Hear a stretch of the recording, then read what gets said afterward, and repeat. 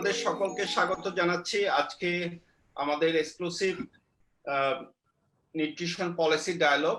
আমরা মূলত এই পলিসি ডায়ালগটি আয়োজন করেছি ল্যান্সেট থেকে রিসেন্টলি যে পাবলিকেশন হয়েছে ম্যালনিউট্রিশনের উপরে, মূলত চাইল্ড ম্যালনিউট্রিশনের উপরে, সেটি পার্সপেক্টিভ থেকে আমাদের বাংলাদেশে এটি কি ইম্প্যাক্ট করতে পারে সেই বিষয়ে আমরা একটু পলিসি আলোচনা করব। আমাদের সাথে আজকে যুক্ত হয়েছেন, আপনারা সবাই তাকে চেনেন, doctor Tahmid Ahmed, senior scientist, director centre for nutrition and food security, ICDDRB. Tahmid ভাই, আপনাকে স্বাগত আমাদের সাথে আজকে যুক্ত হওয়ার জন্য। ধন্যবাদ শামীম হায়দার, আমাকে আসতে বলবার জন্য। Thank you very much. Tahmid ভাই, আমরা আলোচনাটা শুরু করতে চাই যে ল্যান্সেটের যে রিসেন্ট পাবলিকেশনটা হয়েছে, যেটি মূলত আপনার জুলাই 27 তারিখে পাবলিকেশনটা হয়েছে, যেটি ওরা এক ধরনের এডিটোরিয়াল পাবলিকেশন, এবং আপনি জানেন যে একটি পাবলিকেশনের নাম দিয়েছে চাইল্ড ম্যালনিউট্রিশন এন্ড কোভিড-19 the time to act is now, যেটি মূলত আপনার হেনরিটা এইচ ফর্ক এবং টেড্রোস এরা মিলে একটা টিম মিলে এই পাবলিকেশনটি করেছে।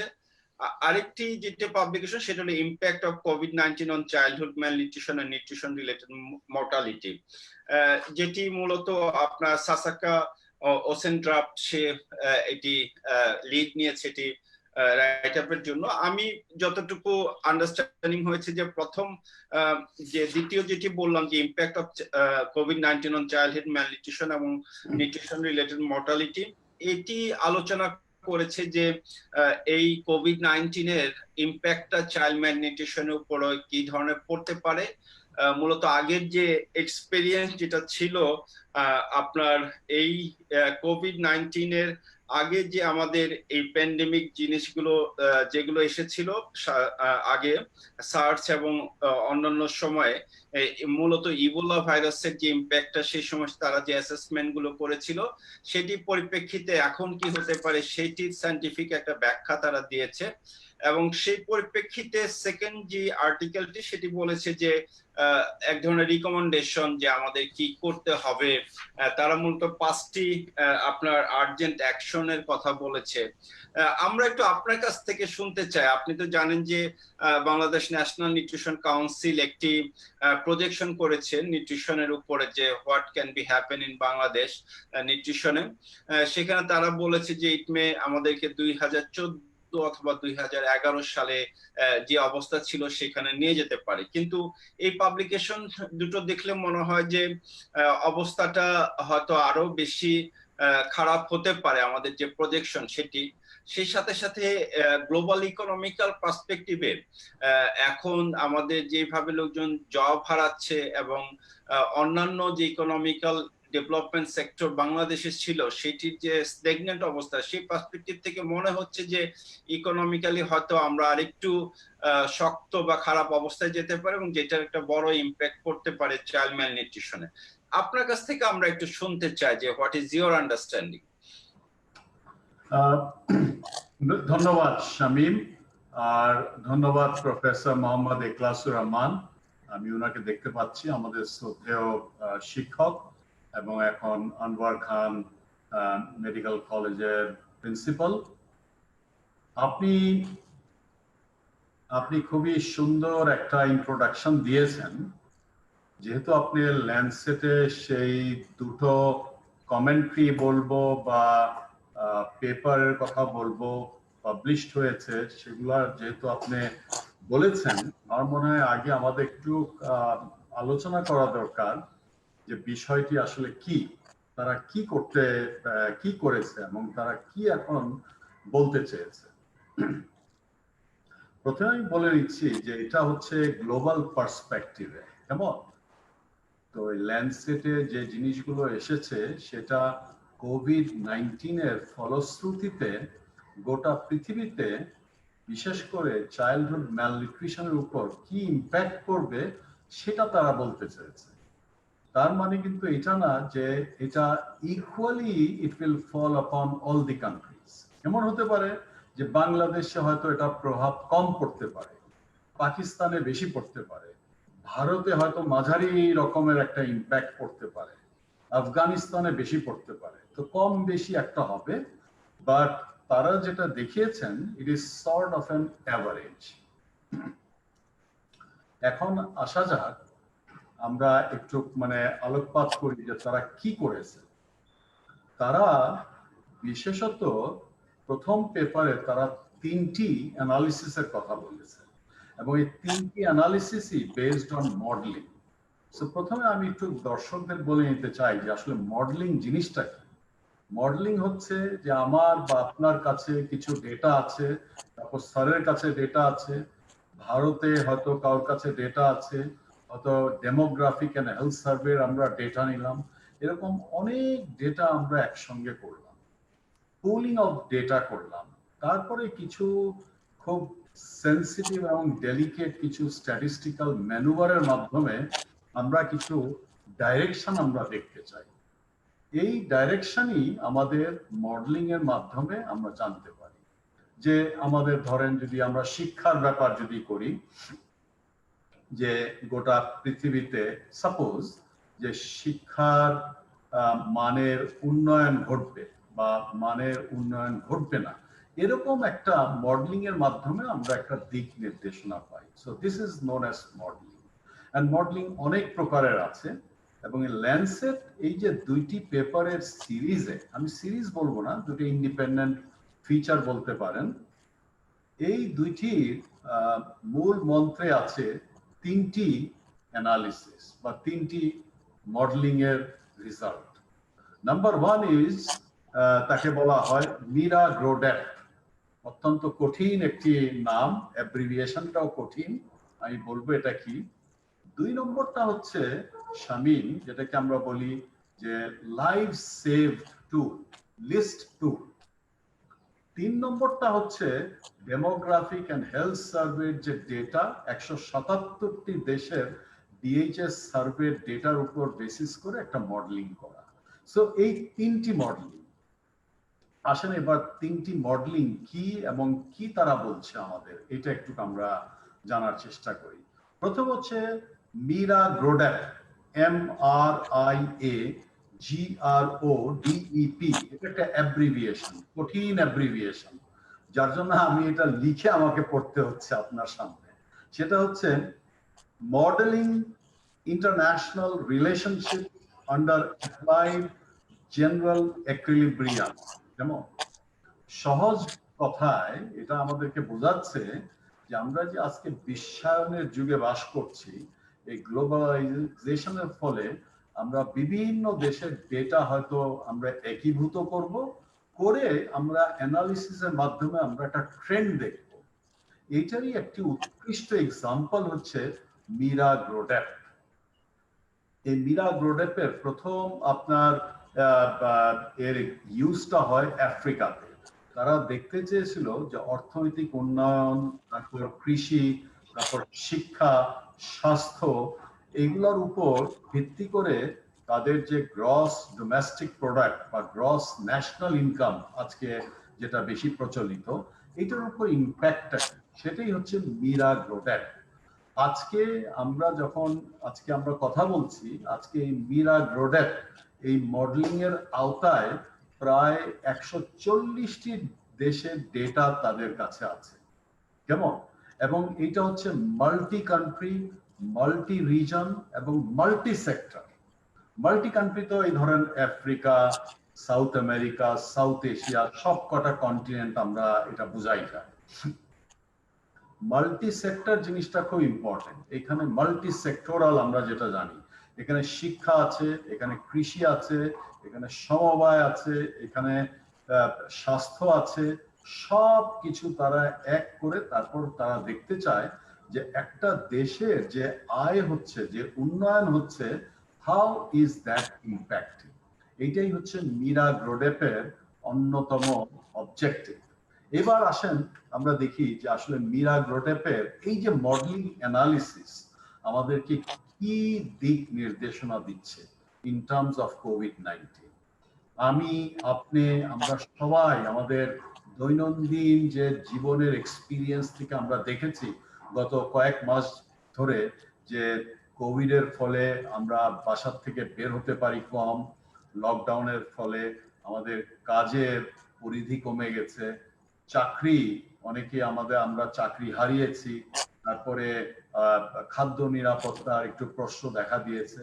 সো এগুলো সব কিছুর ফলে একটা জিনিস যেটা বের হয় যে মানুষের কিন্তু কাজ করার যে ক্ষমতা বলবো না, যে অপরচুনিটি, সেটা পৃথিবীময় কিন্তু কমেছে, শুধু বাংলাদেশে না। আপনি ইভিন আমেরিকাতে যান, দেখবেন যে একদম রেকর্ড পরিমাণ জবলেসনেস সেখানে এখন দেখা দিচ্ছে। মীরা গ্রোডেপ এই মডেলিং যেটা আমাদেরকে বলেছে সেটা হচ্ছে অন অ্যান এভারেজ কোভিড-19 ফলে গ্রস ন্যাশনাল ইনকাম সেটা দেশগুলোর কমবে বাই 8%। কোভিডের আগে যা ছিল, কোভিডের পরে এটা 8% করে কমে যাবে।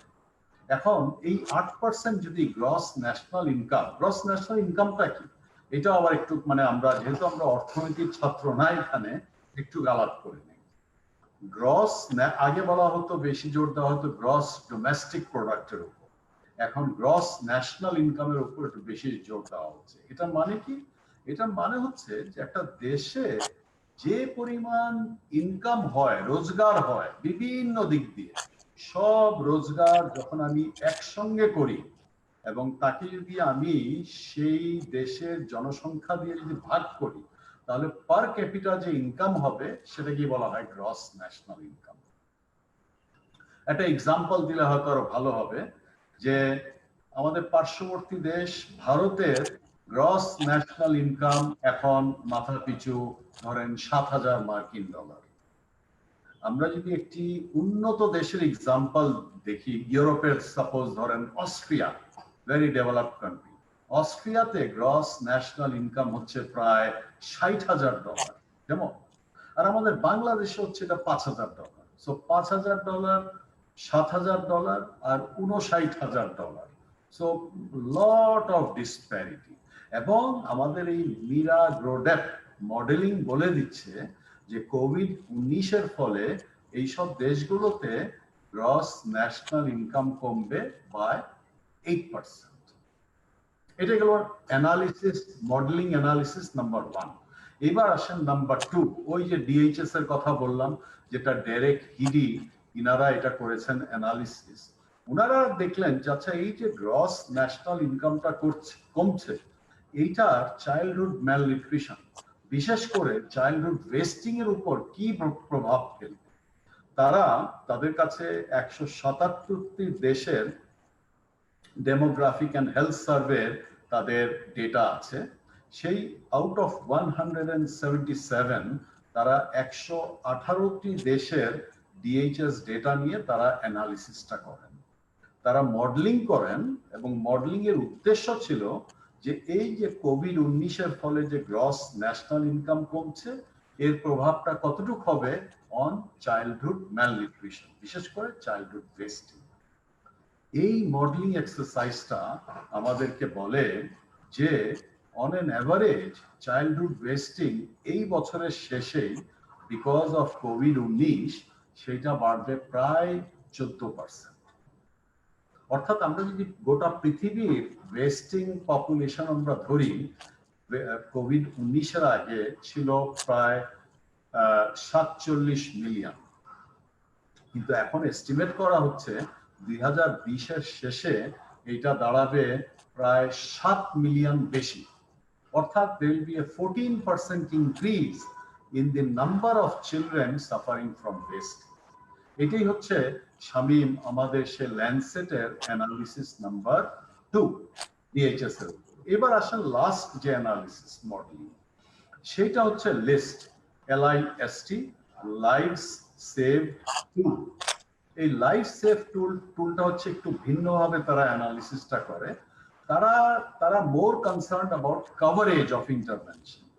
এই যে আমরা এক্সক্লুসিভ ব্রেস্ট ফিডিং বলি, আমরা ভিটামিন এ সাপ্লিমেন্টেশন বলি, আমরা স্টান্টিং কন্ট্রোল বলি, ওয়েস্টিং কন্ট্রোল বলি, এই যে বিভিন্ন ধরনের যে আমাদের ইন্টারভেনশন আছে, এই ইন্টারভেনশনের কভারেজটা তাদের কাছে very important. So is it with us, কেমন? এবং তারা দেখাতে চায় যে এই কভারেজটা যদি কম হয় তাহলে কিন্তু এটা ইম্প্যাক্ট পড়বে অন চাইল্ডহুড ওয়েস্টিং, এবং as a result of that এটা আলটিমেট ইম্প্যাক্টটা পড়বে অন চাইল্ডহুড ডেথস। তো এই মডেলিং এর রেজাল্টটা হচ্ছে যে এই যে গ্রস ন্যাশনাল ইনকামটা কমছে 8%, এর ফলে এবং কোভিড-19 ফলে খাদ্য নিরাপত্তা কমবে এবং যার জন্য চাইল্ডহুড ওয়েস্টিং বাড়বে। এবং এই চাইল্ডহুড ওয়েস্টিং এর ফলে এই পৃথিবীতে প্রায় 1.25 লক্ষ 5 বছরের বয়সের নিচের শিশুরা they are going to die of wasting. They are likely to die of wasting. কাজে 1 নম্বর অ্যানালিসিসটা হচ্ছে বলে দিচ্ছে আমাদের ইনকাম কমবে বিকজ অফ কোভিড। 2 নম্বর অ্যানালিসিসটা আমাদেরকে বলছে যে আমাদের এখানে ওয়েস্টিং বাড়বে among চিলড্রেন, কত? বাই 14%। 3 নম্বর অ্যানালিসিসটা আমাদেরকে বলছে যে ওয়েস্টিংও বাড়বে এবং এর ফলে শিশু মৃত্যুর হারও বাড়বে। এইটাই হচ্ছে শামীম আপনার যে প্রশ্ন ছিল সেটা যদি আমি ব্যাখ্যা দিতে পেরে থাকি।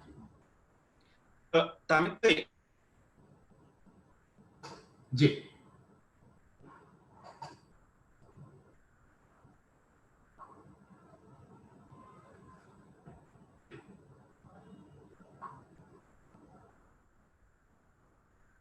শামীম শোনা যাচ্ছে না? জি, আপনি যে আলোচনাটা আমি যদি এখানে একটু আরেকটু ক্লিয়ার হওয়ার জন্য আপনাকে একটু জিজ্ঞেস করি যে আমাদের বাংলাদেশ ন্যাশনাল নিউট্রিশন কাউন্সিল যে প্রজেকশনটা করেছে তারা কোন মডেল বা কিসের ভিত্তিতে সেই প্রজেকশনটা করেছে? আচ্ছা, সো আমার মনে হয় যে উন্নয়নশীল দেশগুলোর মধ্যে বাংলাদেশ ইজ অ্যান এক্সেপশন। আমি বেশ কয়েকটা দেশের আমি পোস্ট কোভিড বা কোভিড চলাকালীন অবস্থায় শিশুদের এবং মায়েদের পুষ্টিগত অবস্থা কি চেঞ্জ হবে সেটার ব্যাপারে আমি একটু দেখার চেষ্টা করেছি, আমি কিন্তু কিছু পাই নাই। একমাত্র Bangladesh has come up with a document, এবং এই ডকুমেন্টটা হচ্ছে একটি গাইডলাইন। এই গাইডলাইনটি হচ্ছে projection of childhood malnutrition as a result of কোভিড-19, এবং এটা বের করেছে বাংলাদেশ ন্যাশনাল নিউট্রিশন কাউন্সিল। এখানে ডেফিনেটলি এরা যখন করেছে তখনও কিন্তু আমাদের এই ল্যান্ডসেটের এগুলো কিন্তু অত ভালোভাবে প্রকাশ পায় না, কেমন? সো তাদের হাতে এই বাংলাদেশে বিদ্যমান যে ডেটা ছিল কোভিড-19 আগে এবং কোভিডের পরে খুব অল্প কিছু ডেটা বের হয়েছে, এটাই তাদের হাতে ছিল। সো যে প্রজেকশনটা হয়েছে এটা মোর ডিপেন্ডিং আপন অ্যাজাম্পশনস এন্ড স্পেকুলেশনস, এবং এখানে আপনি বলতে পারেন যে হ্যাঁ এই স্পেকুলেশন এটার কোনো কি দাম আছে? আমি বলবো যে হ্যাঁ, কিছু কিছু ক্ষেত্রে আপনার স্পেকুলেশন অ্যাজাম্পশন ছাড়া আপনার কোনো উপায় নাই, because you don't have other data. আপনার আগের ওই ডেটাটা দেখতে হবে এবং সেই ডেটা দেখে আপনাকে একটা এক্সট্রাপোলেট, যেটা আমরা বলি এক্সট্রাপোলেট করতে হবে, বলতে হবে যে ঠিক আছে আগে ছিল 10% এবং আমাদের মনে হচ্ছে যে এখন এটা বেড়ে 12% বা 13% হবে। সো এই ছিল তাদের স্ট্র্যাটেজি। বাট আমি আবারও বলবো যে এটা একটা ভালো দিক যে তারা একটা they have come up with a burden। তারা বলছে বাংলাদেশ ন্যাশনাল নিউট্রিশন কাউন্সিল যে ইয়েস কোভিড-19 ফলে খাদ্য নিরাপত্তার একটু সমস্যা হবে এবং এই খাদ্য নিরাপত্তার সমস্যার ফলে শিশু এবং মাতৃ যে নিউট্রিশনাল স্ট্যাটাস এটা কিছুটা হলেও খারাপ হবে।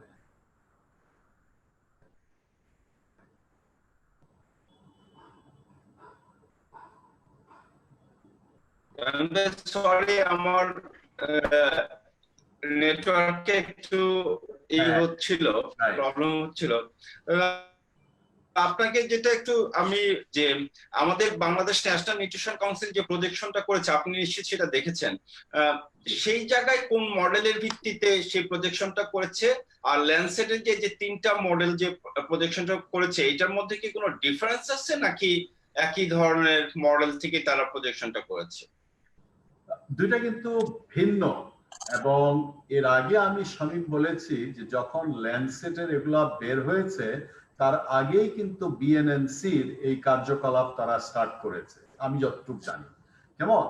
এবং তখন বিএনএনসি এবং যারা এটাতে জড়িত ছিলেন তাদের হাতে কোভিড-19 আগে কিছু ডেটা তাদের হাতে ছিল, কোভিড-19 পরবর্তী খুব সামান্য কিছু তাদের ডেটা হাতে ছিল। কাজেই তাদের ওই অ্যাজাম্পশন এন্ড স্পেকুলেশন করা ছাড়া কোনো উপায় ছিল না। অন্যদিকে ল্যান্ডসেটে যে তিনটি অ্যানালিসিস, যে তিনটি মডেলিং এর কথা আমি বলেছি, এগুলো কিন্তু গ্লোবাল মডেলস, এগুলো কিন্তু মানে মানে by large schools of epidemiologist, statisticians, experts, তারা মিলে এটা করেছেন এবং এটার পিছনে অনেক মানে পরিশ্রম, অনেক ব্যয়, অনেক ইনভেস্টমেন্ট গিয়েছে গ্লোবাল। সেখানে বাংলাদেশ হচ্ছে শুধুমাত্র একটি ছোট্ট একটি দেশের আপনার প্রজেকশন। তার মানে দুটোকে ভিন্নভাবে আমরা দেখি। একটা জায়গায় মিল আছে এবং সেটা হচ্ছে যে ল্যান্ডসেটের এগুলো হওয়ার আগে টিমথি রবার্টসন নামে একজন, উনি ল্যান্ডসেটে আরেকটা পেপার পাবলিশ করেছেন। ওটা ছিল প্রথম paper highlighting the importance of কোভিড-19 অন নিউট্রিশনাল স্ট্যাটাস। ওইখানে উনি দেখিয়েছেন যে ইম্প্যাক্ট অফ কোভিড-19 অন চাইল্ডহুড মোর্টালিটি। এবং উনারা বলেছেন যে কোভিড-19 এর ফলে ওয়েস্টিং বাড়বে এবং এই ওয়েস্টিং এর ফলে 18 থেকে 25% ইনক্রিজ ইন চাইল্ড মোর্টালিটি হবে, কেমন? সো ওইটা কিছুটা ইঙ্গিত আছে বিএনএনসি এই প্রজেকশনে। অ্যাপার্ট ফ্রম দ্যাট মানে এটা আমি মনে করব যে এটা based on very well informed guesses and assumptions. এইখানে তাহলে আমার একটু এজ এ বাংলাদেশের আমরা যারা আছি, আপনি যেমন নিউট্রিশনে আমি বলবো যে আমাদের এক ধরনের মেন্টর এবং বাংলাদেশের নিউট্রিশনে আপনি এবং আইসিডিডিআরবি কন্ট্রিবিউশন অনেক বেশি। আপনাদের কি কোনো ইনিশিয়েটিভ বা ডাটা জেনারেশন এবং এখান থেকে প্রজেকশন বা কি ধরনের চাইল্ড ম্যালনিউট্রিশনের প্রভাব পড়তে পারে এইটা নিয়ে কি আপনারা কোনো কাজ শুরু করেছেন বা কোনো প্ল্যানিং আছে, বা আপনার কি মনে হয় যে কি ধরনের ইম্প্যাক্ট এই কোভিড পড়তে পারে স্পেশালি চাইল্ড ম্যালনিউট্রিশনে? জি, প্রথমত শামীম, আমি আপনার মতোই আমিও এখনো শিখছি, শেখার চেষ্টা করছি। নিজেকে কোনোদিনই আমি এক্সপার্ট হিসাবে বলবো না, অনেক কিছু আছে শেখার, জানার। তো আমরা প্রথমে যেটা করলাম শামীম, সেটা হচ্ছে আমরা অন্য একটা গবেষণা করছিলাম, তখনই এই কোভিড-19 আমাদেরকে হানা দিল। তো তখন আমরা করলাম যে আচ্ছা এখন তো এই যে খাদ্য নিরাপত্তার একটা সমস্যা হবে, কি করে এটাকে আমরা মানে বার্ডেনটাকে আমরা আইডেন্টিফাই করতে পারি। আমরা দুই জায়গায় এই গবেষণা করছিলাম। একটা হচ্ছে মিরপুরের বস্তিতে যেখানে আমরা কাজ করি, আর একটা হচ্ছে আমাদের মতলবে। তো সেখানে যেহেতু তাদের সঙ্গে আমাদের আগের থেকে পরিচয় আছে এই হাউসহোল্ড রেসপন্ডেন্টসদের সাথে, আমরা তাদের সঙ্গে আমরা যোগাযোগ করলাম। আমরা করলাম যে আমরা তাদের এখন যে খাদ্য নিরাপত্তার অবস্থা কি সেটা আমরা একটু দেখতে চাচ্ছি। তো এটা একটা ফুল ফ্লেজের একটা ফুড সিকিউরিটির উপর একটা প্রজেক্টই হয়ে গেল। আমরা করলাম কি, যেখানে আমরা যেতে পারলাম সেখানে আমরা গেলাম, যেখানে আমরা যেতে পারি নাই সেখানে আমরা টেলিফোনে আমরা তাদেরকে আমরা ইন্টারভিউ করলাম। এবং সেটা ছিল যে আমাদের দেশে লকডাউন বলেন বা ওয়ার্ক স্টে অ্যাট হোম বলেন, সেটা মার্চের শেষের দিকে স্টার্ট হয় এবং আমরা এটা স্টার্ট করি এপ্রিলের শেষে, অর্থাৎ একটা মাস চলে যাওয়ার পর। আমাদের এটা ছিল যে এই এক মাস সময়ে যখন মানে কেউই বাইরে যেতে পারতো না, মানে কাজ কাম সবই মানে ব্যাহত ছিল, তখনই হয়তো ফুড ইনসিকিউরিটি বেশি রকম ভাবে আমরা ফিল করব।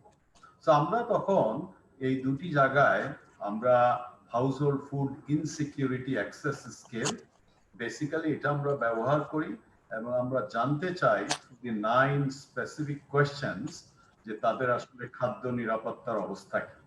পাশাপাশি আমরা এটাও একটু বের করার চেষ্টা করি যে এই যে খাদ্য নিরাপত্তা তাদের মানে হাউ ডিড দে কোপ, তারা কিভাবে তাদের কোপিং মেকানিজমস ছিল। আমরা খুব আশ্চর্য হয়ে গেলাম যখন আমরা ডেটাগুলো দেখলাম যে ওভারঅল এই দুটো জায়গায় গ্রাম বাংলা এবং শহরে এই বস্তিতে overall 90% বাসাগুলোতে there was some degree of food insecurity.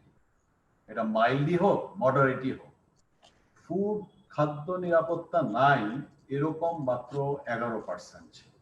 কেমন ওভারঅল 28% বাড়ি ঘরগুলোতে তীব্র রকমের খাদ্য নিরাপত্তার অভাব আমরা দেখতে পেলাম। কেমন আর আমরা যদি শহর এবং গ্রাম যদি আমরা কম্পেয়ার করি, আমরা দেখলাম যে মতলবে গ্রামে ফুড ইনসিকিউরিটি ফুড সিকিউরিটির অবস্থা ছিল বেটার, ভালো। তীব্র খাদ্য নিরাপত্তাহীনতা সেটা ছিল গ্রামে প্রায় 18%-এর মতন, আর শহরের এই বস্তিতে ছিল 42%-এর মতন। সো এটা যদিও ন্যাশনালি রিপ্রেজেন্টেটিভ না, এটা ছিল কনভিনিয়েন্স, বিকজ তখন তো কিছু করার উপায় নেই, তাই না? এখনো যে আপনি একটা বড় রকম একটা সার্ভে করতে চাবেন সেটা হয়তো আপনি পারবেন না because of covid and other things. But একটা জিনিস সত্য যে দুটো জায়গাতেই ফুড ইনসিকিউরিটি এটা বেশ আমরা ভালোই দেখতে পাই, এবং রুরাল এবং আরবান দুটো জায়গার মধ্যেই আমরা একটা পার্থক্য আমরা দেখতে পাই। Urban areas are more affected than rural areas.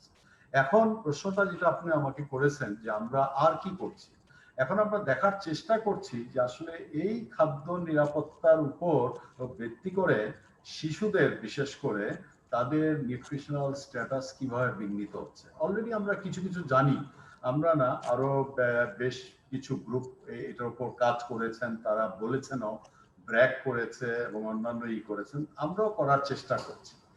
পাশাপাশি আমরা শামীম আরো দেখার চেষ্টা করছি যে শুধু খাদ্য নিরাপত্তাই কিন্তু দায়ী না, এই ম্যালনিউট্রিশনের জন্য অনেক কিছু দায়ী। আমাদের infant and young child feeding এটার যে মানে কিছুটা খারাপ অবস্থা, ইমপ্রুভ করেছে অনেক, বাট এখন পর্যন্ত যে ভালো করার যে সাফিসিয়েন্ট রুম, এটা একটা কারণ। আরেকটা ইম্পর্টেন্ট কারণ হচ্ছে মানে যেটাকে আমরা বলি এনভায়রনমেন্টাল এন্টারোপ্যাথি।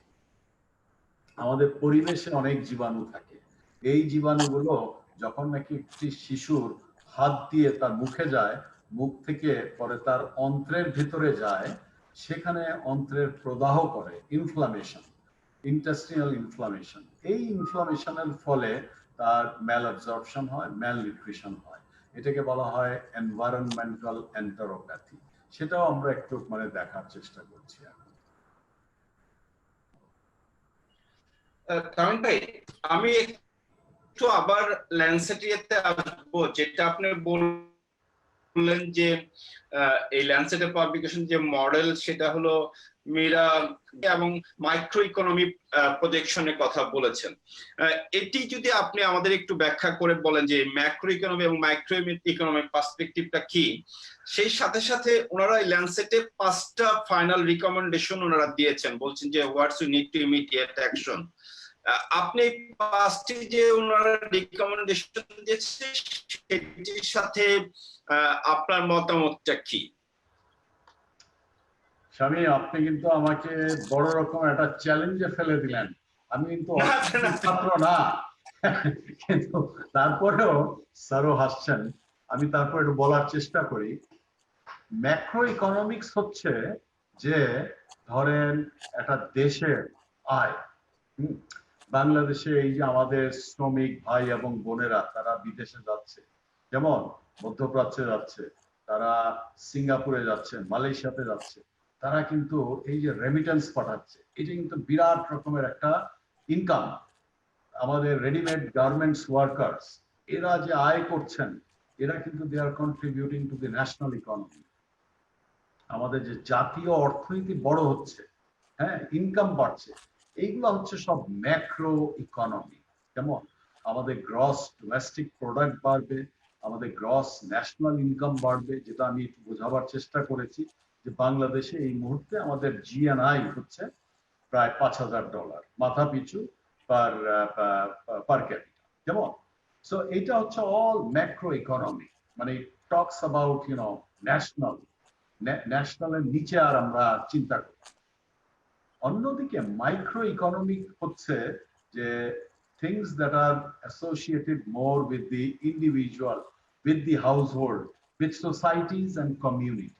যেমন এটাই হচ্ছে ডিফারেন্স, আমি যতটুকু বুঝি, maybe I might be wrong, but এটাই হচ্ছে ম্যাক্রো এবং মাইক্রো ইকোনমি। এখন মিরা গ্রোডেপ যেটা আপনি বলেছেন, মিরা গ্রোডেপ যেটা আমি আগে বলেছি যে তারা দেখার চেষ্টা করেছে যে বিভিন্ন অঞ্চলে, অঞ্চল বলতে কিন্তু আমি বড় রকমের রিজন বোঝাচ্ছি, যেরকম east Africa, West Africa, south Asia, তারপর ইস্ট এশিয়া, এরকম এইসব বড় বড় রিজনের ডেটা নিয়ে এবং এইসব অঞ্চলের বড় বড় মানে ব্রড স্ট্রোকস এর যে ডেটা নিয়ে তারা ম্যাক্রো ইকোনমিক মডেলিং, এই ম্যাক্রো ইকোনমিক মডেলিং এর ফলে তারা দেখতে চেয়েছে যে এইগুলোর জিনিসের উপর, যেরকম ফরেন ডিরেক্ট ইনভেস্টমেন্ট, তাই না, এফডিআই, বাংলাদেশেও আমরা অনেক চেষ্টা করছি যে আমাদের দেশে যেন এই ইনভেস্টমেন্ট বেশি হয়। ইনভেস্টমেন্ট বেশি হলে কলকারখানা বেশি হবে,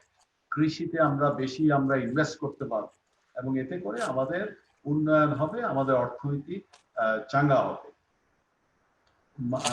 মিরা গ্রোডেপ চেষ্টা করেছে যে এই সব ম্যাক্রো ইকোনমিক যে ফ্যাক্টরস, যেমন ট্রেড, তারপর movement of people, movement of capital, এক দেশ থেকে আরেক দেশে যাচ্ছে ক্যাপিটাল, এইগুলোর ফলে gross domestic product, gross national ইনকামের উপর প্রভাবটা কি।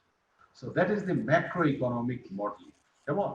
এবং তারা দেখিয়েছে যে জিএনআই এর উপর কোভিড-19 প্রায় 8% এটাকে কমাবে। সো ডেফিনেটলি একটা প্রভাব। অন্যদিকে মাইক্রো ইকোনমিক যে মডেলিং যেটা চেষ্টা করা হয়েছে সেটা হচ্ছে যে ডিএইচএস এর কথা বললাম, ওরা অনেকটা মাইক্রো ইকোনমিক আসপেক্টটা তারা দেখার চেষ্টা করেছে। তারা বিভিন্ন জিনিস তারা দেখেছে, যেরকম পার্সন লেভেলের ডেটা, যেটা নাকি ডিএইচএস আমরা দেখি, ডেমোগ্রাফিক হেলথ সার্ভে, এই ইন্ডিভিজুয়াল লেভেলের ডেটা তারা পুল করে, 118টা দেশের ডেটা পুল করে তারা দেখার চেষ্টা করেছে যে ইম্প্যাক্টটা কি অন ওয়েস্টিং। এবং এই অ্যানালিসিসের ফলে তারা দেখিয়েছে যে কোভিড-19 অ্যাসোসিয়েটেড যে চেঞ্জ হচ্ছে, এই চেঞ্জের ফলে এই উন্নয়নশীল দেশগুলোতে চাইল্ডহুড ওয়েস্টিং বাড়বে বাই 14%। তাহলে তামিম ভাই, আমি গতকালকে দেখলাম যে আমাদের প্ল্যানিং মিনিস্ট্রির যে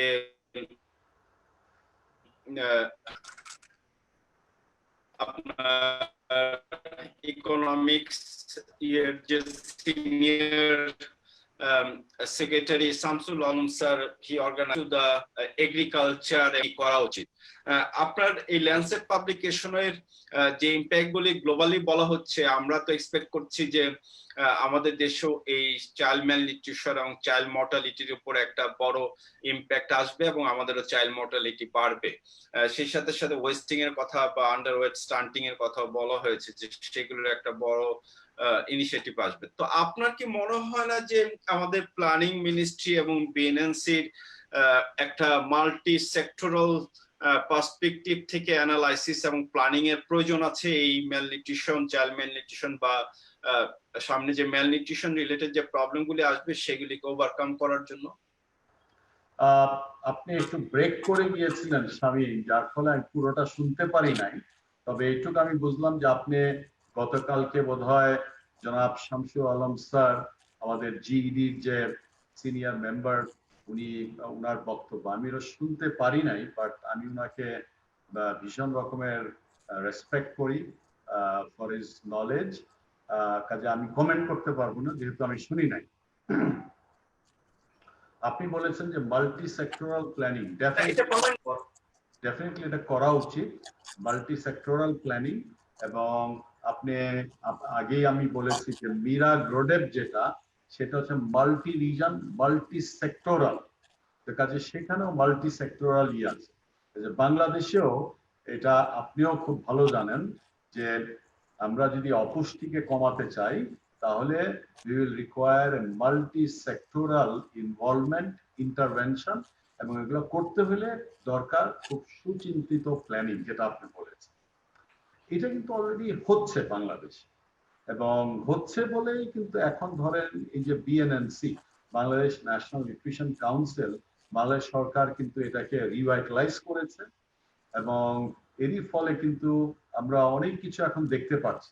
ডেফিনেটলি আরো অনেক কাজ করতে হবে, বাট কাজ কিন্তু হ্যাজ স্টার্টেড। কেমন এই যে সবাইকে একসঙ্গে নিয়ে কাজ করা, ফর এক্সাম্পল দেখেন আপনি যে এই যে মাল্টি সেক্টরাল প্ল্যানিং, যে আপনাদের খেয়াল আছে কিনা আমি জানি না, যখন এই কোভিড-19 আমাদেরকে হানা দেয় ঠিক তখনই কিন্তু আপনার এই ফ্ল্যাশ ফ্লাড দেখা দিল, তার আশঙ্কা দেখা দিল। কোথায়? সুনামগঞ্জ, কিশোরগঞ্জ, তারপরে মৌলভীবাজার, হবিগঞ্জ, হাওড় অঞ্চল।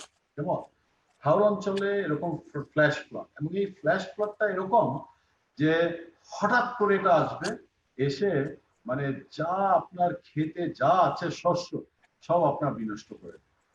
এবং ঠিক তখনই সময়টা ছিল বড় ফসলের। এবং আপনারা জানেন যে সেই অঞ্চলে এই ময়মনসিংহ, সিলেট, হবিগঞ্জ, এই অঞ্চলের যে এলাকাগুলো, এইগুলো কিন্তু responsible for 20% of all borough crops. বাংলাদেশে যে পরিমাণ বোরো ধান হয় তার 20% কিন্তু আসে সেই এলাকা।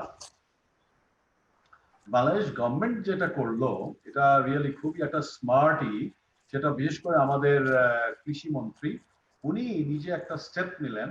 উনি বললেন যে না, এই ক্ষেতগুলোকে রক্ষা করতে হবে। সো অ্যাডভান্স উনি এই ফসল ক্ষেত থেকে তোলার ব্যবস্থা করলেন, এবং এর জন্য আমরা দেখলাম যে প্রায় 3.25 লক্ষ ক্ষেত মজুর তাদেরকে মোবিলাইজ করা হলো, বিভিন্ন জায়গায় বাস, ট্রাক এগুলো পাঠিয়ে দিই, বিকজ এরা হচ্ছে সব সিজনাল শ্রমিক। যখনই এরকম কাজ প্রয়োজন হয় তারা এক জেলা থেকে আরেক জেলায় যায়। কিন্তু তখন এরকম অবস্থা ছিল যে বাস, ট্রাক এগুলো কোনো কিছুই চলছিল না। কিন্তু কৃষি মন্ত্রণালয়ের সাহায্যে, তাদের ডিরেক্টিভস অনুযায়ী কিন্তু এই ট্রান্সপোর্ট গুলো কিন্তু আপনার চলে। আলটিমেটলি এই ক্ষেত মজুররা বিভিন্ন জায়গায় যায়, এবং সেই বোরো ধান কিন্তু ক্ষেত থেকে তোলা হয় before the flash floods could attack. So এইটা একটা প্ল্যানিং, এবং দেখেন এই প্ল্যানিং এর ফলে কিন্তু মানে অনেকাংশে কিন্তু আমরা বেঁচে যাই। আদারওয়াইজ এটা একটা বিরাট একটা কনসার্ন হইতো ফর খাদ্য ঘাটতি। আমি ভাই, আমরা আপনার কাছে নেক্সট কোশ্চেনটা আসার আগে একটু সবাইকে বলতে চাই যে আমাদের এই নেক্সট পোর্শন পরে আমরা একটু আপনাদেরকে মহসিন ভাইকে দেখতে পাচ্ছি, এখলাস স্যার এখানে আছেন, আপনাদেরকে একটু অনুরোধ করব আমাদের সাথে যুক্ত হওয়ার জন্য, বা আপনাদের কোনো কমেন্টস থাকলে আপনাদের কমেন্টস গুলো আমরা নিতে চাই, বা তামিন ভাইয়ের কাছে যদি আপনাদের কোনো প্রশ্ন থাকে সেটাও আপনারা করতে পারবেন। তামিন ভাই, আমি আবার ওই আগের জায়গাটা আসি যে ল্যান্ডসেটের যে পাবলিকেশনের 5টি রিকমেন্ডেশনের কথা ওনারা বলেছেন, আপনি এটার সাথে কতটুকু একমত, এবং বাংলাদেশের জন্য এটা কতটুকু যুক্তিযুক্ত, বা বাংলাদেশের জন্য কোনো কিছু অ্যাড করার প্রয়োজন আছে কিনা? ওকে, না এটা আপনার খুব অ্যাপ্রোপ্রিয়েট প্রশ্ন আপনি করেছেন। সো ল্যান্ডসেটের যে দুটো publication based on the 3 modelling exercises, এটার উপর বেসিস করে তারা দেখিয়েছে that there is going to be a 14% increase in childhood wasting, and there is going to be an increase in childhood mortality associated with wasting to the extent of 1.1 লক্ষ শিশু। এটা কিন্তু বাংলাদেশে না, এটা গোটা পৃথিবীতে। আমি গোটা পৃথিবী বলতে আমি বোঝাচ্ছি ডেভেলপিং, উন্নয়নশীল দেশগুলোতে। কেমন এখন এর উপর ভিত্তি করে এই যে আন্তর্জাতিক যে সংস্থাগুলো আছে, UNICEF, WHO, world food program, food and agricultural organization, এরা এই রিজাল্টস গুলো নিয়ে তারা তাদের একটা মতামত তারা দিয়েছে এবং এই মতামতগুলো কিন্তু ব্রড বেসড জেনারেল এবং আপনি পাঁচটি অবজেক্টিভের কথা বলেছেন, পাঁচটি অবজেক্টিভ বলবো না, দিস আর 5 ডিরেক্টিভস, রাইট।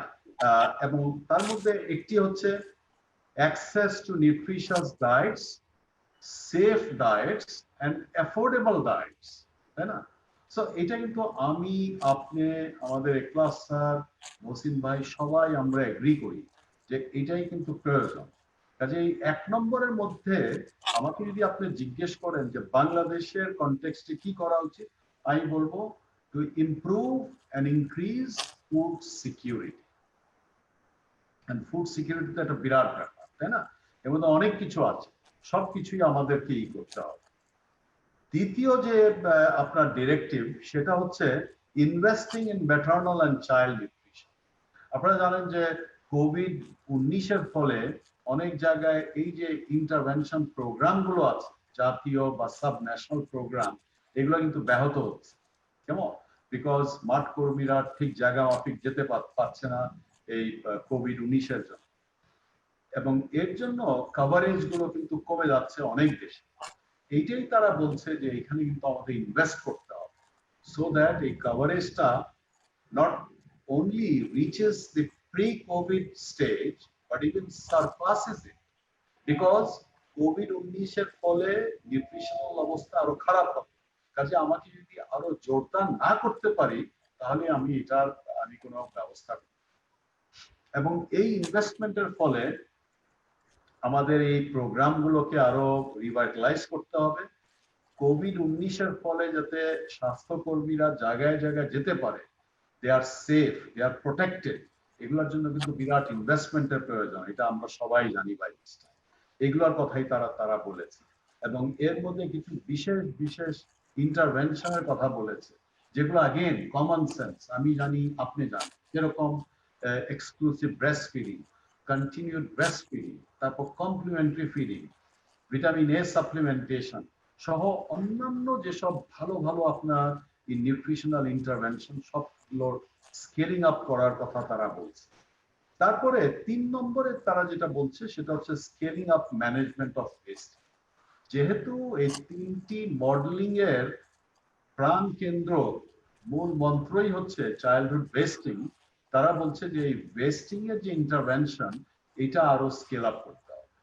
বিভিন্ন দেশে কিন্তু এখনো এই চাইল্ডহুড ওয়েস্টিং এর ওরকম কোনো প্রোগ্রাম নাই, ওরকম কোনো আপনার ইন্টারভেনশন নাই। তাহলে তারা বলছে যে এর জন্য ইনভেস্টমেন্ট দরকার, এবং so that this is skilled up, both prevention as well as treatment of childhood wasting. এবং এখানে both moderate acute malnutrition as well as severe acute malnutrition তারা বোঝাচ্ছে। তারপর আরেকটি ইম্পর্টেন্ট জিনিস তারা বলেছে, যেটা আমাদের দেশে আমরা দেখেছি যে এটা হচ্ছে, সেটা হচ্ছে স্কুল ফিডিং। স্কুলে যারা শিশুরা যায়, অনেক সময় তারা, আমরা জানি যে এটা একটা বাস্তবতা, তারা ক্ষুধার্ত থাকে, এবং তাদেরকে যদি আমরা একটা ভালো টিফিন বা একটা স্ন্যাকের ব্যবস্থা করি, তাদের এটা খুবই ভালো একটা ইম্প্যাক্ট আসে, বোথ তাদের ইন্টেলেকচুয়াল ক্যাপাবিলিটির উপর অ্যাজ ওয়েল অ্যাজ তাদের নিউট্রিশনাল স্ট্যাটাসের। এটা কিন্তু মোটামুটি একটা পরীক্ষিত। এটা তারা বলছে যে এর জন্য আমাদের যে স্কুল মিলস, তারা ফিডিং এর ক্ষেত্রে তারা একদম স্পেসিফিক্যালি বলছে স্কুল মিলস ব্যবস্থা করা, যেখানে স্কুলের ছাত্রছাত্রীরা যেতে পারছে না বিকজ অফ কোভিড, স্কুল বন্ধ, যদি সেখানে যদি খাদ্য নিরাপত্তা যদি খুবই কঠিন হয়, সেখানে তাদের বাসায় পর্যন্ত পৌঁছে দেওয়ার তারা কথা বলছে। So this is a very strong recommendation, এবং অনেক অনেক জায়গায় আমি জানি যে যেখানে এটা আসলেই করা উচিত। তারপর ফিফথ যেটা হচ্ছে, সেটাও ইম্পর্টেন্ট, এবং এটা আগেন নাথিং নিউ, আমরা সবাই, আপনি, শামীম, আমি, আমরা সবাই এগুলা আমরা বিশ্বাস করি, আমরা এটা ফিল করি।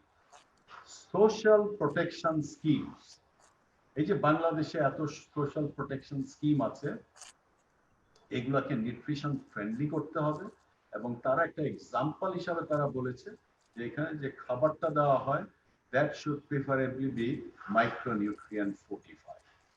সো আপনি আমার এটা জানতে চেয়েছেন যে আমি কি মনে করি। আমি মনে করি যে না, এগুলো সবই অ্যাজ আই হ্যাভ সেড, যে আমরা সবাই, আমরা এখানে যারা আছি সবাই আমরা বিলিভ করি যে এটা important for childhood nutritional status, এবং এটা বাংলাদেশ কেন, যে কোনো দেশেই এগুলোকে আপনার স্কেল আপ করা উচিত।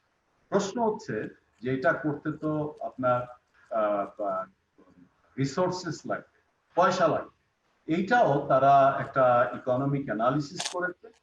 তারা দেখিয়েছে যে এই যে অবস্থা, এই অবস্থা থেকে আমরা যদি মানে উত্তরণ পেতে চাই, আমরা যদি প্রি কোভিড পর্যায়ে যদি নিয়ে আসতে চাই, so by the end of 2020 আমাদের প্রয়োজন পুরো পৃথিবীর জন্য a staggering amount of $2.4 billion।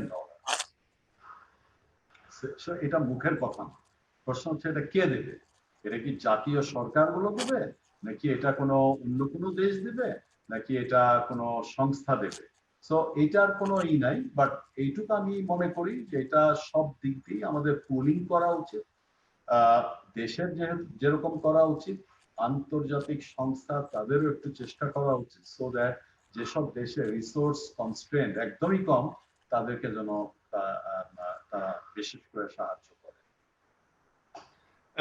আমি তো আমি একটু আপনার আলোচনার এই জায়গা থেকে, যেহেতু আমাদের সাথে ইখলাস স্যার আছেন, স্যার যেহেতু একটা সময় আমাদের এনএনএস এর দায়িত্ব ছিলেন, স্যার আপনি তো আছেন, স্যার একটু যদি আপনাকে একটু সুযোগ আপনার কাছ থেকে নিতে চাই। Thank you doctor Shamim Talukdar.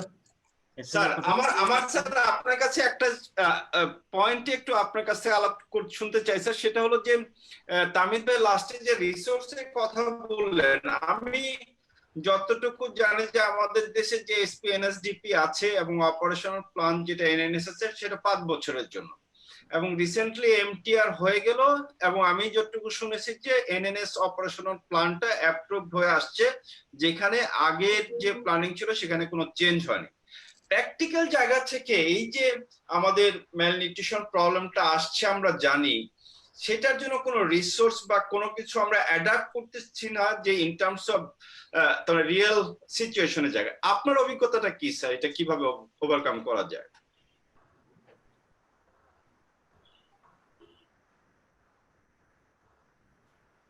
Sir তো অ্যাকচুয়ালি এখন এনএনএস এর যে প্রায়োরিটি অবজেক্টিভ গুলো এসছে, এগুলো সবগুলো আমি দেখি নাই, যার জন্য স্পেসিফিক কমেন্ট করে একটু ডিফিকাল্ট হবে। তবে এগুলো নিয়ে তো অ্যাকচুয়ালি নতুন সিচুয়েশনে নতুনভাবে এটা আসলে সবাইকে নিয়ে নিজেরা প্লাস যেটা বলা হয়েছে যে মাল্টি সেক্টরালিটি, সবাইকে নিয়ে স্ট্রিমলাইনের মাধ্যমে এটাকে অ্যাকচুয়ালি ইমপ্লিমেন্ট করার চেষ্টা করতে হবে। এটা একা একা এনএনএস পারবে না, সেখানে আসলে সাপোর্ট লাগবে, মাল্টি সেক্টর এনজিও লাগবে, আইএনজিও লাগবে, বা আদার মিনিস্ট্রি যেগুলো আছে তাদের অ্যাক্টিভ পার্টিসিপেশন এটা অ্যাকচুয়ালি সম্ভব করা যাবে। তো তাহমিদ ভাই চমৎকার বলেছেন, বিভিন্ন চ্যালেঞ্জের কথা বলেছেন। তো আমি এখন ক্লিনিক্যাল সাইডে কয়েকটা চ্যালেঞ্জ বলি। অ্যাকচুয়ালি আমার এখানে চাইল্ডহুড কোভিডেও ভর্তি হয়, আমার এখানে যে গোটা কেস ভর্তি হয়েছে 3 বছর থেকে 18 বছরের মধ্যে। তো এদের একটা চ্যালেঞ্জ হলো ডায়াগনোসিস। অ্যাডাল্ট ডায়াগনোস করা অত কঠিন না, কারণ বাচ্চাদের রেসপিরেটরি প্রবলেম কম হয়, কিন্তু যাদের কিছু কিছু বাচ্চার কিছু সিরিয়াস প্রবলেম হয়, কাওয়াসাকি ডিজিজ বা টক্সিক শক সিনড্রোম, স্টেফিলোকক্কাল, স্ট্রেপ্টোকক্কাল, তো এদের দেখা যাচ্ছে 33% কেসে আরটিপিসিআর পজিটিভ হয়। তাহলে আমি ডায়াগনোস করবো কি করে? তাহলে আমার বাকি এক্সরে, সিটি স্ক্যানের হেল্প নিতে হবে। ডব্লিউএইচও বা সিডিসি ওরা রিকমেন্ড করেছে যে অ্যান্টিজেন বা অ্যান্টিবডি টেস্ট করতে হবে, এবং ওরা যেগুলো কাওয়াসাকি ডিজিজ কিংবা টক্সিক শক সিনড্রোম, এগুলো মেইনলি আপনার সেরোলজিক্যাল টেস্ট করে ডায়াগনোস করেছে এবং ট্রিটমেন্ট দিয়েছে। এগুলোর ট্রিটমেন্ট খুব কস্টলি ট্রিটমেন্ট, আইভিআইজি দিয়ে চিকিৎসা করতে হয়, মেথালপ্রেডিসন দিতে হয়, এগুলো দিয়ে চিকিৎসা করতে হয়, এবং result outcome is very good. Diagnose আমাদের এখানে একটা ডায়াগনস্টিক চ্যালেঞ্জ আমাদের আসছে, কারণ আমাদের এখানে কোনো সেরোলজিক্যাল টেস্ট নাই। আরটিপিসিআর 33% কেসে পজিটিভ হয়, এটা একটা চ্যালেঞ্জ আমাদের জন্য। আর সেকেন্ড যেটা আপনি বলছেন যে হ্যাঁ আমাদের ইনফ্যান্ট মর্টালিটি বেড়ে যেতে পারে, এখানে কয়েকটা জিনিস তামিদ ভাই ভালোই বলেছেন।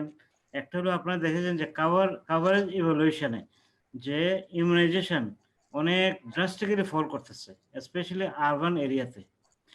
সেকেন্ডলি একটা জিনিস যে আপনার বার্থ রেট বেড়ে যাচ্ছে, যদিও কোনো ডেটা নাই, কিন্তু যখন একটা লকডাউনের মতো সিচুয়েশন হয় তখন বার্থ রেট বেড়ে যায়, কারণ সেখানে প্রিটার্ম ডেলিভারি অনেক বেড়ে যায়। যত বেশি প্রিটার্ম ডেলিভারি তত বেশি মর্টালিটি, এটা একটা বিরাট ফ্যাক্টর। নাম্বার 3, একটা আমাদের স্টাফদের মধ্যে আমরা দেখি, আমার যারা কলিগ আছে, একটা কোভিড ফোবিয়া, বাইরে আসতে চায় না, কাজই করতে চায় না। তো সেটাও আপনার একটা পভার্টির একটা বিরাট কারণ হতে পারে, যে কোভিড ফোবিয়া, মারা গেছে রোগী নেয় না, কাছে আসে না, এরকম ফোবিক হয়ে যাচ্ছে। এই ফোবিয়া একটা চ্যালেঞ্জ, এটা আমাদের কি করে দূর করতে হবে। তো এখন সাজেশনের মধ্যে যেটা আমি বলবো যে আসলে ব্রেস্ট ফিডিং নিয়ে একটা সমস্যা হচ্ছে, যে মায়ের কোভিড হচ্ছে তাকে ব্রেস্ট ফিডিং করাচ্ছে না। আসলে তার মধ্যে তো কোনো ব্রেস্ট ফিডের মাধ্যমে কোভিড-19 এক্সপান্ডেড হয় এমন কোনো প্রমাণ নাই, ব্রেস্ট ফিডিং করাতে পারবে। সেকেন্ডলি হলো যে আমরা তো সবসময় আসলে কমপ্লিমেন্টারি ফিডিং এর পিছনে পড়ে আছি, এটাকে অবশ্যই আরো বেশি স্ট্রেংথেন করতে হবে। এবং আমার মনে হয় যে IOSF এর চেয়ে এখন 1000 ডেজ গোল্ডেন অপরচুনিটি, এটা বেশি ইম্পর্টেন্ট হবে এখন ইমপ্লিমেন্ট করা।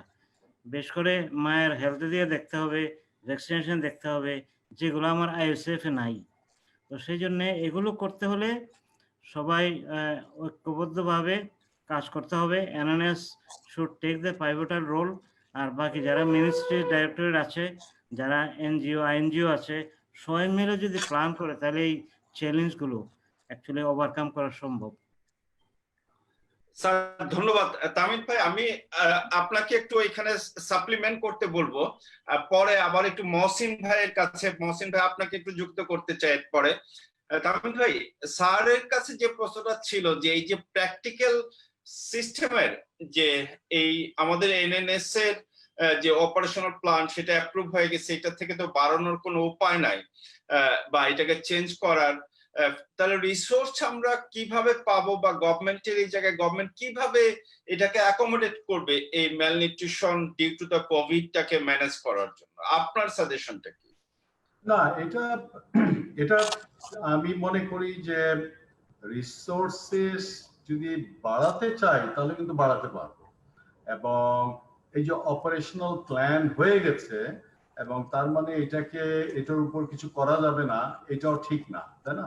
স্যার যদি আজকে চেয়ারে থাকতেন, আজকে যদি এটা এরকম পরিস্থিতি হতো, ডেফিনেটলি উনি বলতেন যে না, ঠিক আছে, এইটার উপর বেসিস করে আমরা একটা সাপ্লিমেন্টাল কি করতে পারি। এবং এটা ডেফিনেটলি, এটা ধরেন সরকারকেও এটা বোঝালে তারা বুঝবে যে না, আজকে কোভিড-19 এর জন্য আমাদের এই পার্টিকুলার ইন্টারভেনশন এইভাবে ব্যাহত হচ্ছে, এটাকে আবারও রেল ট্র্যাকের উপর আনতে হলে আমাদের এই জিনিস করতে হবে, and for that we require this resources.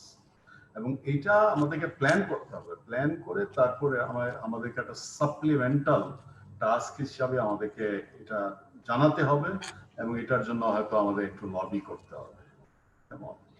আমি একটু বলি, অফিস থেকে মহসিন ভাইকে, জি হ্যাঁ, বের হওয়া যাবে না তা না। স্যার আমার বলেন। সময় আমরা প্রত্যেকটা উপজেলাতে IMC সেন্টার করেছিলাম ইপি এর মতন, এটা তো আমার ওপিতে ছিল না। প্রত্যেকটা ডিস্ট্রিক্টে আমরা নিউট্রিশন পোস্ট ক্রিয়েট করেছিলাম, এটা তো আমার ওপিতে ছিল না। তো কিছু কিছু করা যাবে। Thank you. মহসিন ভাই, আপনাকে একটু যুক্ত করতে চাই। আপনি তো দীর্ঘ সময় ইউনিসেফে কাজ করেছেন। এই তামিদ ভাই যে আমাদের সাথে আজকে শেয়ার করলেন ওনার অভিজ্ঞতা থেকে যে একটা বড় ইম্প্যাক্ট হতে পারে, এবং ল্যান্ডসেটও বলছে গ্লোবাল পার্সপেক্টিভ থেকে যে চাইল্ড ম্যালনিউট্রিশন একটা বড় নেগেটিভ একটা ইম্প্যাক্ট আসতে পারে। এই জায়গাটায় আমি যেহেতু এখন আপনি একটু যুক্ত আছেন অ্যালাইভ এন্ড থ্রাইভের সাথে, যারা নিউট্রিশন নিয়ে মূলত কাজ করেন, আপনার কি কোনো ধারণা আছে যে এই সময় ইউএন অর্গানাইজেশন গুলো এবং ডোনাররা এবং ইন্টারন্যাশনাল NGO গুলো কি ধরনের ইনিশিয়েটিভ নিচ্ছে এই চাইল্ড ম্যালনিউট্রিশনটাকে ওভারকাম করার জন্য?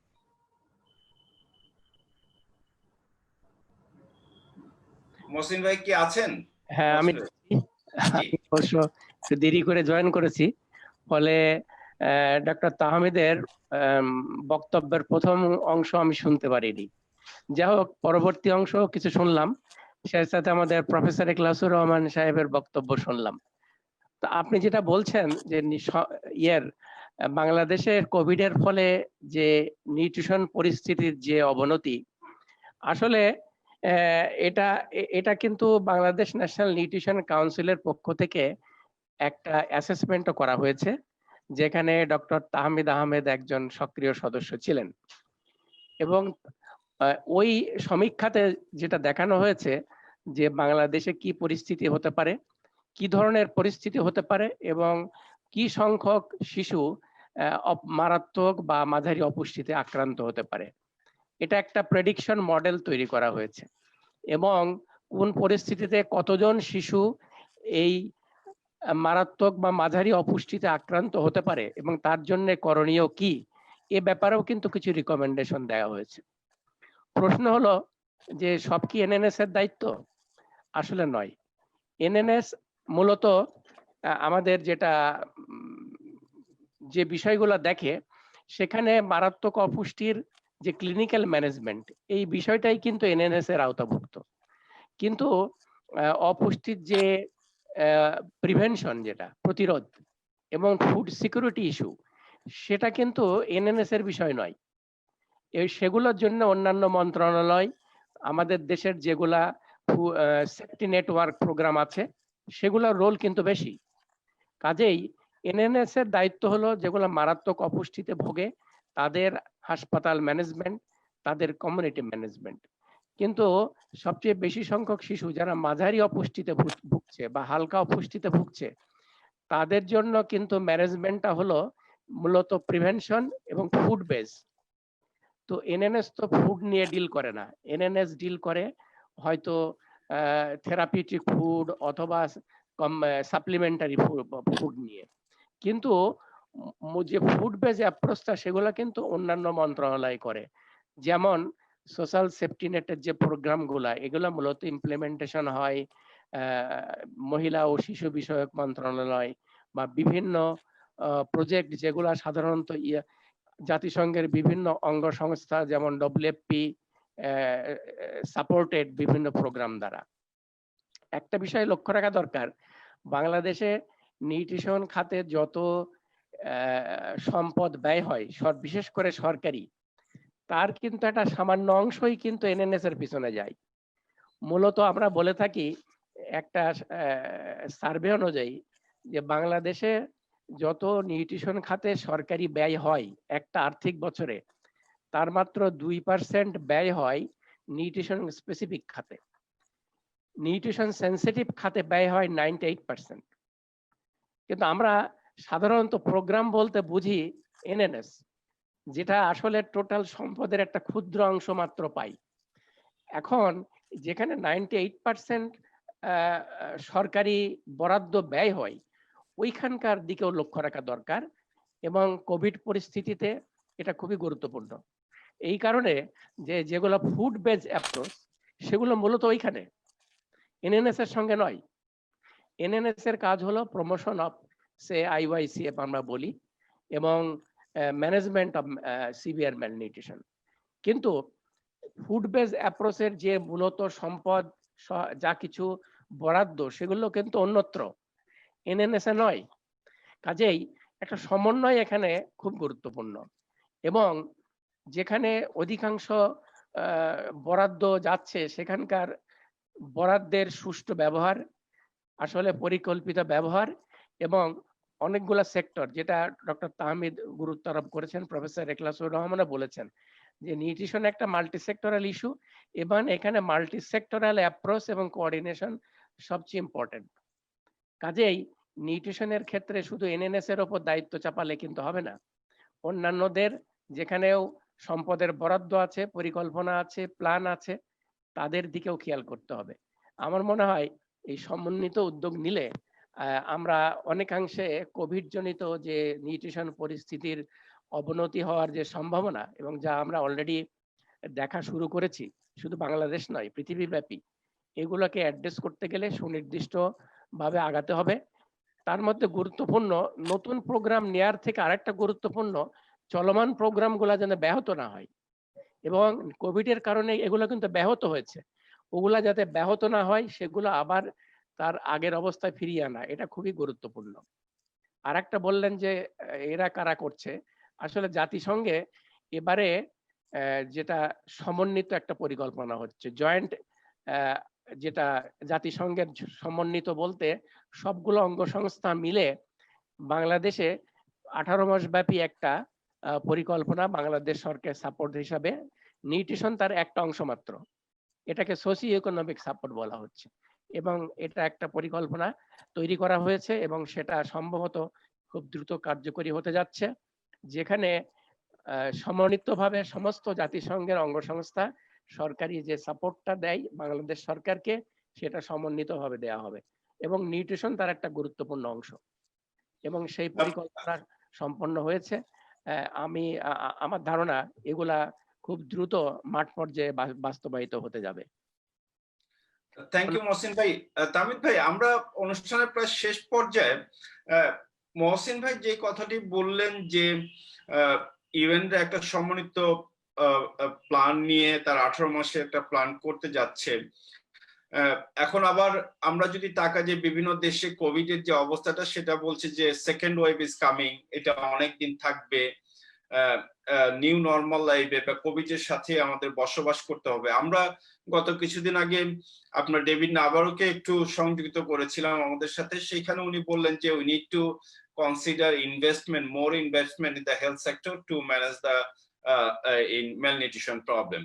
এই সামগ্রিক এই আলোচনা থেকে যদি এটা লং টার্ম হয়, আপনার একটা ফাইনাল আমরা রিকমেন্ডেশন শুনতে চাই ফর এজ এ, আমরা যারা এই এনজিও হিসেবে কাজ করছি তাদের জন্য, সাধারণ মানুষদের জন্য এবং ওভারঅল সরকারের জন্য কি করা উচিত, এই তিনটা জায়গায় যদি আপনি আমাদের একটা ফাইনাল রিকমেন্ডেশন দেন।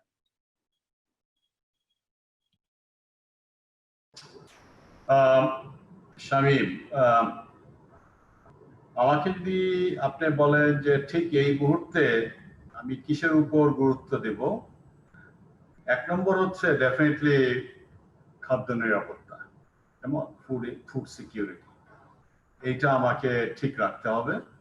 তারপরে মহসিন ভাই একদম যথার্থ বলেছেন, আমি এর আগে বলার চেষ্টা করেছি, সেটা হচ্ছে যে চলমান যেসব প্রোগ্রামগুলো আছে সেইগুলো যেন ঠিকভাবে চলে, ভেরি ইম্পর্টেন্ট। আমি যদি যেসব প্রোগ্রাম আমার আছে কোভিডের জন্য যেগুলো ব্যাহত হচ্ছে, এগুলাকে রেখে যদি অন্য কিছু আমি চিন্তা করি তাহলে তো হবে না, আমাকে ওগুলোকে আগে ঠিক করতে হবে। 3 নম্বর হচ্ছে, যদিও ইমিউনাইজেশন ডাইরেক্টলি ইনভলভ না, বাট আমি মনে করি অনেকাংশে কিছু কিছু ভ্যাকসিন হচ্ছে যেগুলো নাকি ম্যাল নিউট্রিশনের ভ্যাকসিন হিসাবে কাজ করে, যেরকম আপনি হামের টিকা ধরেন, মিজলস ভ্যাকসিন, কেমন এই যে স্যার যেটা বললেন যে আমরা দেখতে পাচ্ছি যে অনেক জায়গায় আপনার ভ্যাকসিনেশন রেটস কমে যাচ্ছে, এটাকে জোরদার করতে হবে, কেমন সেটা যে ফুড সিকিউরিটি, খাদ্য নিরাপত্তা, তারপরে যে চলমান যে ইন্টারভেনশন প্রোগ্রাম আছে সেগুলোকে ঠিক রাখা, তারপরে হচ্ছে ভ্যাকসিনেশন, ইমিউনাইজেশন, এটাকে আবার চালু করা, চাঙ্গা করা, তারপরে হচ্ছে টার্গেট, ধরেন যে এরপরে যদি সেকেন্ড ওয়েভের কথা আপনি বলেছেন, আমি জানি না সেটা আসলে আসবে কিনা, আসলে কখন আসবে, সাপোজ এরকম যদি আসে আর যদি আমরা মানে খুব বেশি ভাবে যদি আক্রান্ত হই, তাহলে আমাদেরকে টার্গেটিং করতে হবে, কেমন সেই টার্গেটিং করে যেসব জায়গায় দেখবো যে না এখানে প্রকোপ বেশি, নিউট্রিশনাল রিস্ক বেশি, সেখানে আমাদের টার্গেটিং করে আমাদের হয়তো একটা ব্যবস্থা করতে হবে, কেমন। ফাইনালি যেহেতু এগুলো সবই কোভিড-19 জন্য হচ্ছে, কোভিড-19 থেকে আমাদের কিভাবে আমরা রক্ষা পেতে পারি যেটা একদম টপ প্রায়োরিটি। এখন কিন্তু মানে রাস্তায়, আজ আমি এখন অফিস থেকে কথা বলছি, বাইরে গেলেই আমি দেখতে পাই যে মানুষের মুখে কিন্তু এখন মাস্ক নাই, অলমোস্ট একটা নর্মাল পরিবেশের মতো। এটা কিন্তু মানুষকে বুঝতে হবে, এটা কিন্তু সরকার করে দেবে না, এটা অন্য কেউ করে দেবে না, কিন্তু আমার মনে হচ্ছে যে আমরা কেন জানি আমরা নিজেরাই এর থেকে দূরে সরে যাচ্ছি। সো এমফেসিস আমাদের আবার আসতে হবে on covid prevention and protection from it.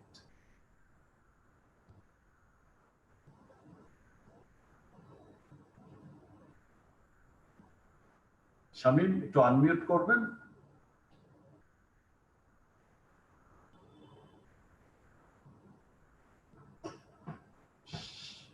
Shamim Shamim শোনা যাচ্ছে না, আনমিউট করতে হবে।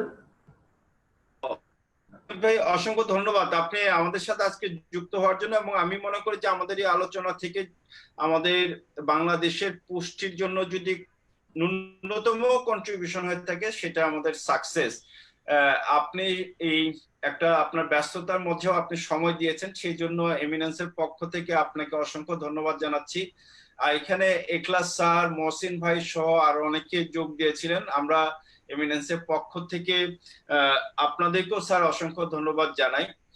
আমরা আশা করি যে আপনাদের বড়দের কোনো কাজে আমরা যদি সাথে থাকতে পারি, এবং আমাদের পক্ষ থেকে সব ধরনের আমরা চেষ্টা করব সামনের দিকে আমাদের পুষ্টিকে যেন আমরা এগিয়ে নিয়ে যেতে পারি।